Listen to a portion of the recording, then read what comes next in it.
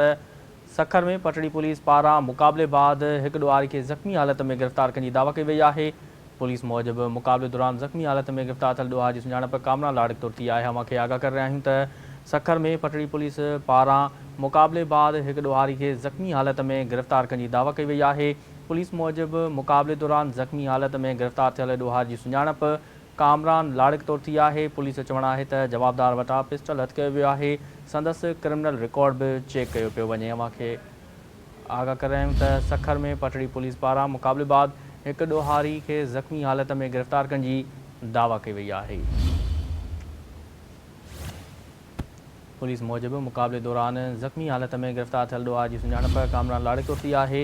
Police जो चवणु आहे त जवाबदार वटां पिस्टल हथ कयो वियो आहे। संदसि क्रिमिनल रिकॉर्ड बि चेक कयो पियो वञे। हम खे आगाह करे रहिया आहियूं त सखर में पटड़ी पुलिस पारां मुक़ाबले बाद एक ॾोहारी खे ज़ख़्मी हालत में गिरफ़्तार करण जी दावा कई वई आहे। पुलिस मूजिबि मुक़ाबले दौरान ज़ख़्मी हालत में गिरफ़्तार थियल ॾोहार जी सुञाणप कामरान लाड़क तौर थी आहे।